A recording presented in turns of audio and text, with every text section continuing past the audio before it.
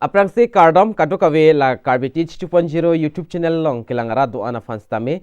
la pen pinia bang ke labang so video long nali tumpa nang kethani pu bang ke koson si kang bocong isram kada bang ka download tu naima labang so process senile pini labang so video long nali tumpa nang than pachini pon ikpo la pen pachumulam jong sinali tum isram kada long registration no la pen card ban nali tum semar melang la pen wala ka download tang pota wir ing bocok mate chidlit chok bolte nali tum koson se ka download thegi ma labang ke nalitum labang so video long sit hek pon long ikpo tang de labang so YouTube channel long jong si commanding note bahini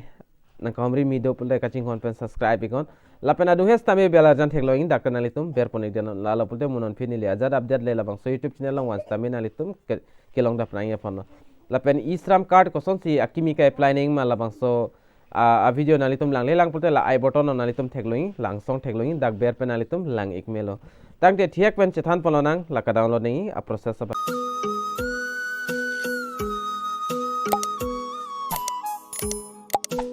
nali tum ka download dia phan labang so website long wag ik na pol ke website na men la ke ka dogo ite chin ta hypo e-sharm.gov.in labang so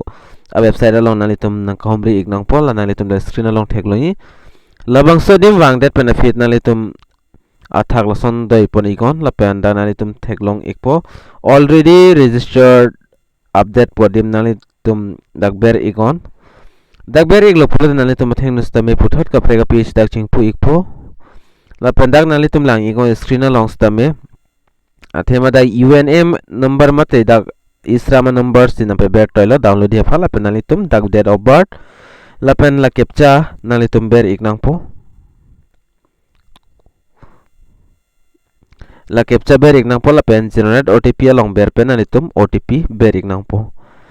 la pen kadu ka ves tame adhok tum bang ke aprang ke salam dun delos tame labang sokat simar melang la pen a number da chini ne pol de koson se non ka download im nai ma labang so process na litum labang so video long thek pon long ikpo la pen kadu ka ve fan da tuning reglo na litum jong se labang so YouTube channel long nang ka homri milang pol na litum ka ching hon pen subscribe igon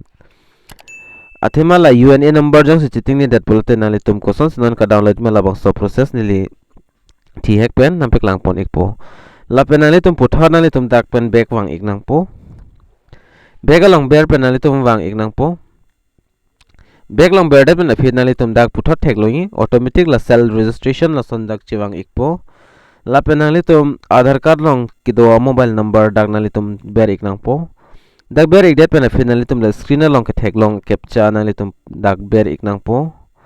captcha ta ber tang det pen afit nalitum la are you member of dui la no nalitum la tik dun igon la penda nalitum la send OTP long berik nang po send OTP long berik det pen phid OTP bang la aadhar card long kiling a mobile number long nang le ekpo la pen hala so mobile OTP bang ke ber ning la bang nili la bang so video aprang non olom so pen than pachini pon ekpo nili dang non la aadhar card long kiling a mobile number ber ekpo la pen captcha ber la pen nili mobile number la pen captcha ta ber pon ik elo la pen puthot na litum phanam piklang pon tu ikpo la pen send OTP long ber igon send OTP long ber ik det pen phid OTP bang na litum mobile number dak ke ber mobile ki piduna mobile number along nang le ikpo dak chong hong ik chat lo na la pen hala so OTP nang le lo pul na litum la enter OTP adim na litum ber ik nang po labang so dim ber ik nang po pada depin pen lista mi OTP non ber pon ikpo la pen aprang proses pangken nang lang dun ikon la pen lista me dak OTP bang ber pon tu ik elo la pen OTP na litum sta me ber ik elo pul de submit long ber ikon submit long ber det pen fit puthot na litum phan aadhar number na hang ikpo la pen aadhar number bana litum dak pen pidun ik nang po la pen aadhar number pik det pen fit na litum koson pen se dak login poni pan na litum dak option bang chongwa ik nang po fingerprint eris la pen dak OTP da labang so option do na litum la hinia long chongwai pon ikdet te na litum la enter captcha po thek loing la captcha ba na litum dak ber ik nang po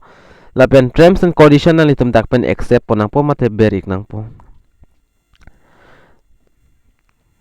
la pen non puthon ni lidak aadhar number la pen la captcha ber pen labang so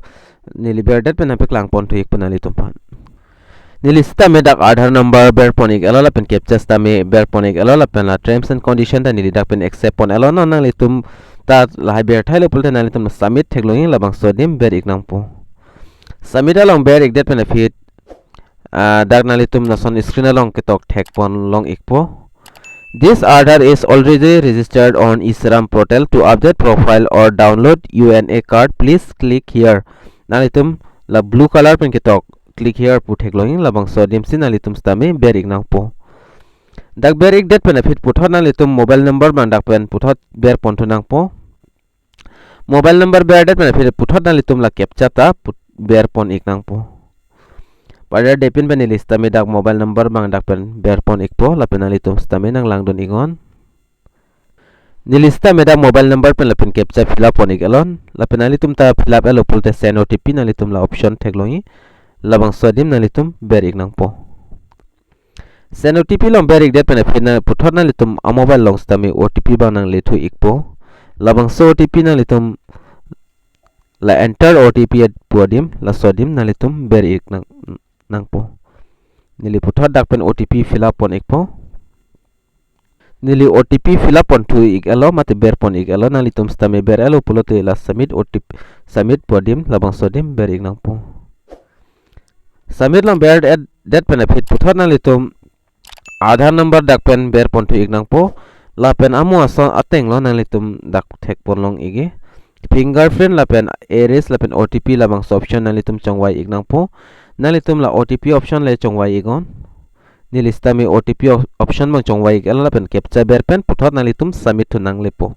tangte nili pada depin pen OTP dia tha Aadhaar number nili dak pen ber pon ik po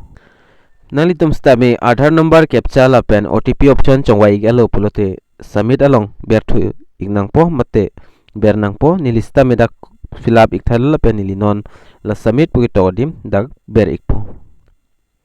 dak ber ik det pen fit ber nalitum theklong please wait la pen OTP puthot nalitum a mobile number along OTP bang nang le thu ik po labang so OTP nalitum la please enter OTP po dim nalitum dak ber ik nang po la pen ni lista me dak pen OTP bang ber pon ik alo la pen non nalitum valid po dim nalitum ber ik nang po la valid along stame ber ik det pen puthot dak please wait dak nan chiklang ik po la pen alam so chonghong ik chanon nalitum atheng no dak option wang thule po la pen dak option wang ik alo nalitum dak theklongi athak nalitum dak details bang dak theklong ik po the date of birth la pen Aadhaar photo la pen amen details nalitum dak pen thek pon long ik po la pen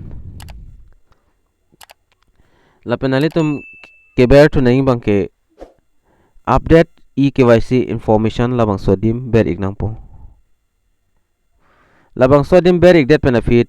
update profile la pen download UAN card nalitum labang so hini option nalitum dak pen thek pon long ik po la pen ka download option bang non nalitum dak download ik me po la pen without UAN number lo mate E-Sharm number pen si nalitum labang ke non download ik me po